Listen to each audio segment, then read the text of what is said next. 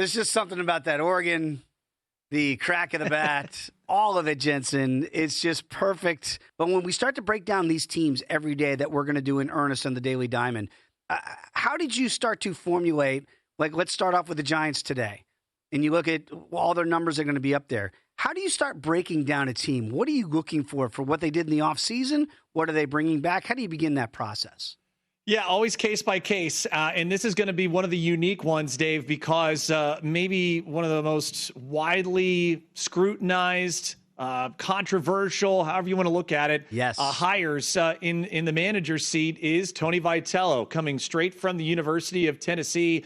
No prior professional coaching experience. It was a huge swing by Buster Posey, their president of baseball operations. You move on from Bob Melvin, a veteran guy who knows a lot, has been around a lot.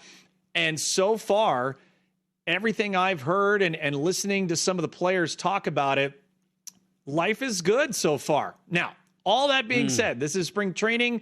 You get into the marathon of the season. That's part of the Giants deep dive that will be ongoing for me. Initially, you always have to remember, Dave, the difference of the marathon of a major league season and dealing with multimillionaires versus the quick 3.5, 4 month sprint of a college season.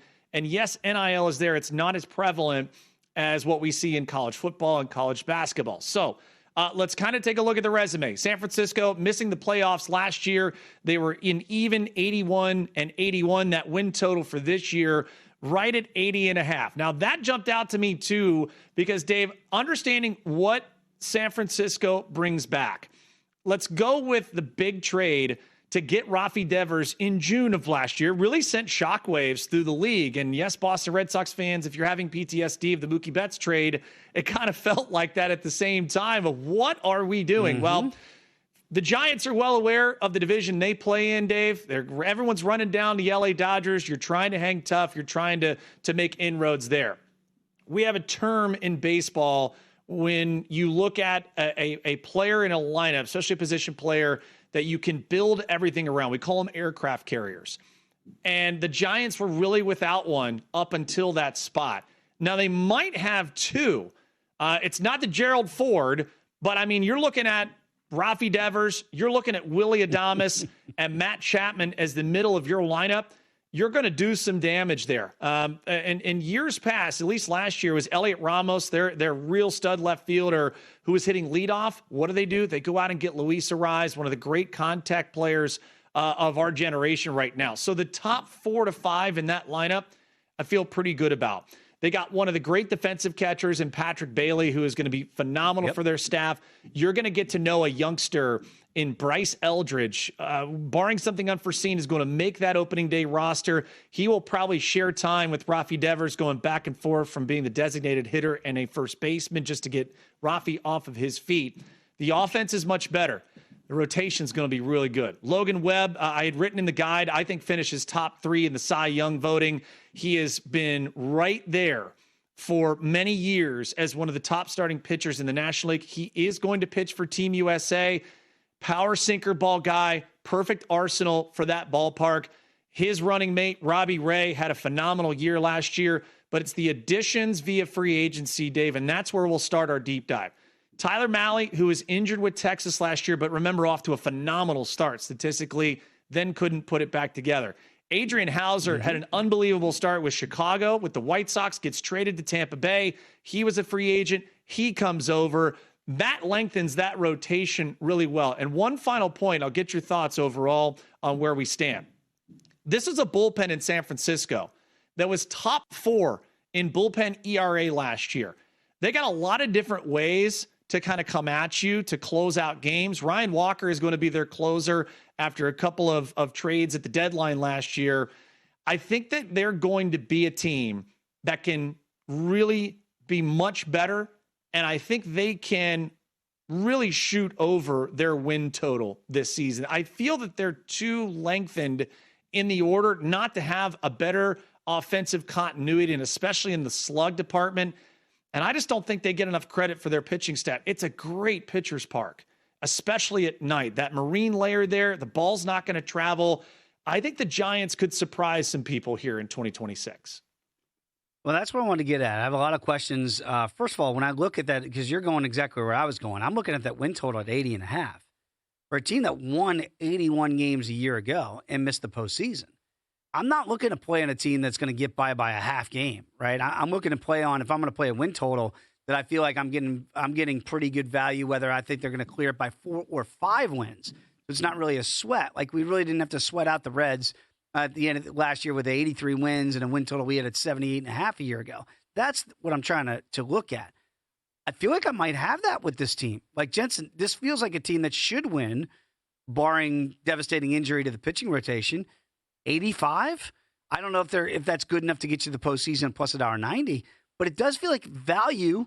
If I can only lay $1.10, I feel like that would be in the win total going over 80.5. Do you see it the same way?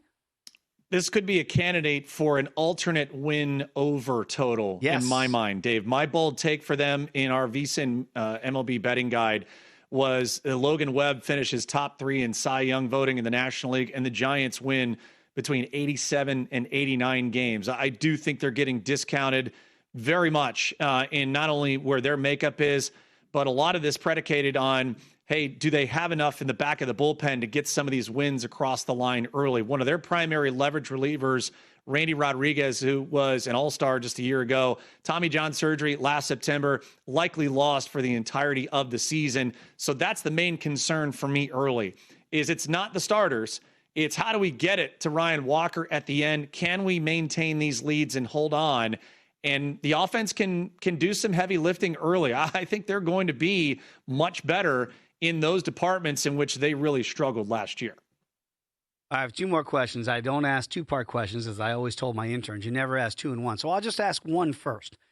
Tony Vitello, you mentioned how this is kind of one of those ballyhooed signings here as a manager, and I think some are going to be critical of it. Others are going to say, hey, no, it's good. We got to change it up, bring in a college guy. Let's see how it's going to work. Is there issues there for you that maybe this win total is suppressed because they don't know how Vitello is going to do at this level?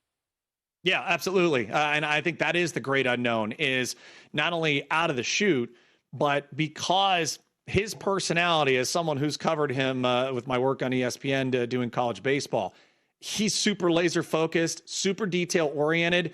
And that's good for college kids in a little more truncated timetable. That's not going to be the case in a major league season. Right. And also the added pressures day in and day out, media responsibilities, having to answer questions, eventual losing streaks, Dave, is going to happen. How do you handle it emotionally? Do you allow your locker room to police themselves? Because mostly it's the head coach in college baseball that's coming in and kind of inflicting what needs to happen. And so I think that's the delicate dance to start. How will he manage? Will it be one of those situations where the game speeds up on him or it's a little fast early? Does that affect you in the win total market? And are there games that will look back? We say this every year, right?